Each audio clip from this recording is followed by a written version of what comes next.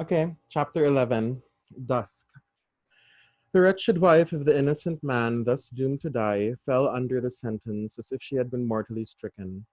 But she uttered no sound, and so strong was the voice within her, representing that it was she, of all the world, who must uphold him in his misery and not augment it, that it quickly raised her even from that shock. The judges having to take part in a public demonstration out of doors, the tribunal adjourned.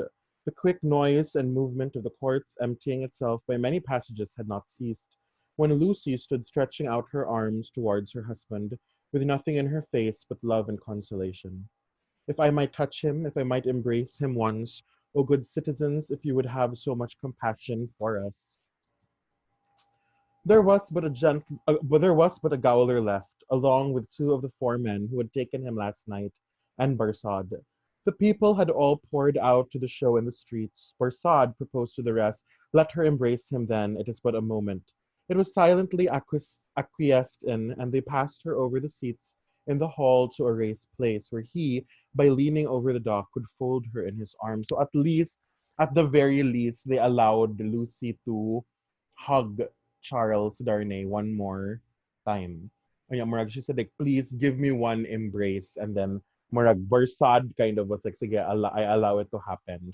Murag, let them do it. And then, they kind of passed her over to him and they hugged.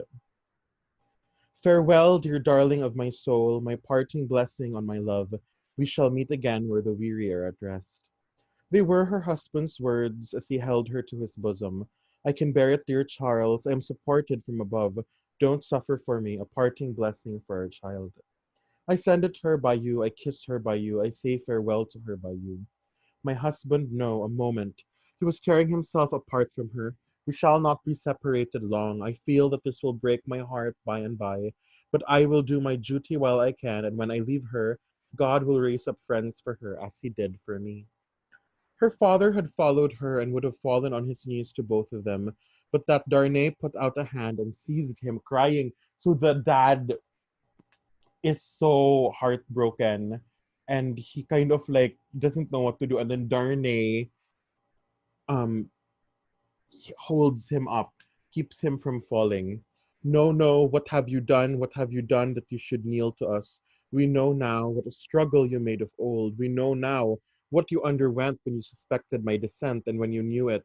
We know now the natural antipathy you strove against and conquered for her dear sake.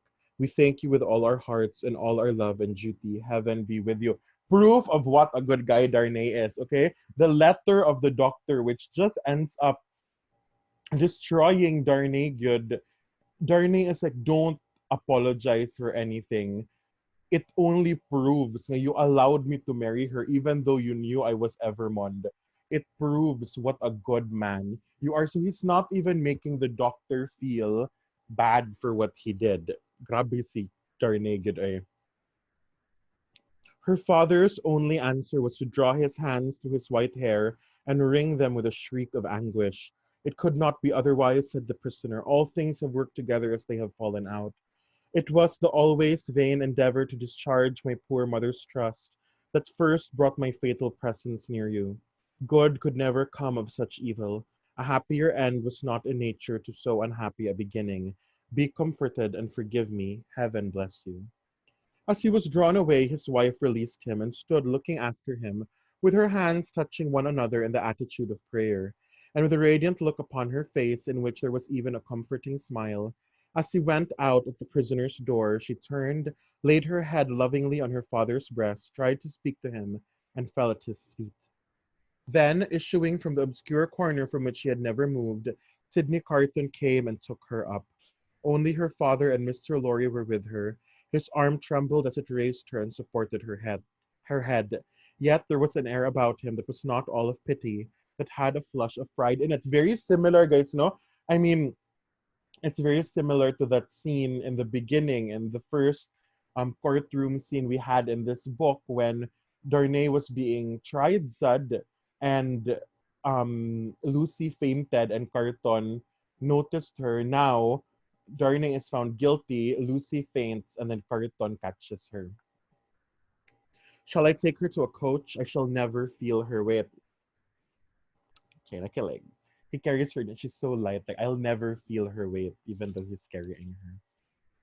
He carried her lightly to the door and laid her tenderly down in a coach.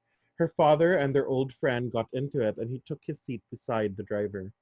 When they arrived at the gateway where he had paused in the dark not many hours before, to picture to himself on which of the rough stones of the street her feet had trodden, he lifted her again and carried her up the staircase to their rooms.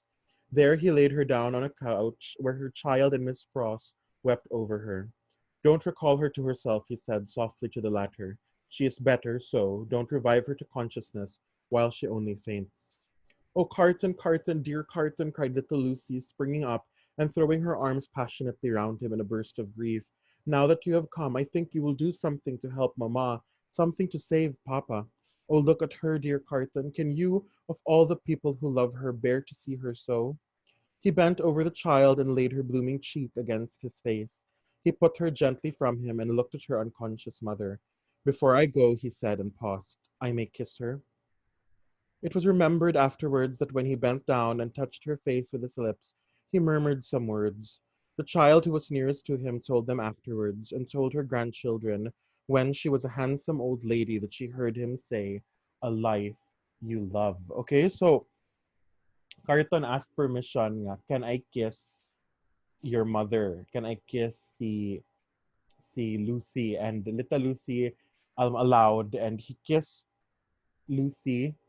And when he kissed her, he whispered something, kuno, and little Lucy said what he said to her, to Mother Lucy, to Lucy Darnay. When he kissed her, he said, "A life you love." He whispered that to her. When he had gone out into the next room, he turned suddenly on Mr. Lorry and her father, who were following, and said to the latter, "You had great influence but yesterday, Dr. Manette. Let it at least be tried. These judges and all the men in power are very friendly to you and very recognizant of your services, are they not? Nothing connected with Charles was concealed from me. I had the strongest assurances that I should save him, and I did." He returned the answer in great trouble and very slowly. "Try them again. The hours between this and tomorrow afternoon are few and short, but try." "I intend to try. I will not rest a moment." So Carton said nga, "Try one more time, doctor, to free Darnay." "That's well. I have known such energy as yours do great things before now. Though never," he added with a smile and a sigh together, "such great things as this. But try. Of little worth its life is when we misuse it. It is worth the effort. It would cost nothing to lay down if it were not." "I will go," said Dr. Manette, "to the prosecutor in the President Strait, and I will go to others whom it is better not to name. I will write to and but stay! There's a celebration in the streets, and no one will be accessible until dark." "That's true. Well, it is a forlorn hope at the best, and not much the forlorner for being delayed till dark. I should like to know how you speed, though mind, I expect nothing. When are you likely to have seen these dread powers, Dr. Manette?" "Immediately after dark, I should hope, within an hour or two from this." "It will be dark soon after 4. Let us stretch the hour or two. If I go to Mr. Laurier's at 9, shall I hear what you have done, either from our friend or from yourself?" "Yes." "May you prosper." Mr. Laurier followed Sydney to the outer door, and touching him on the shoulder as he was going away, caused him to turn. "I have no hope," said Mr. Laurier in a low and sorrowful whisper. "Nor have I.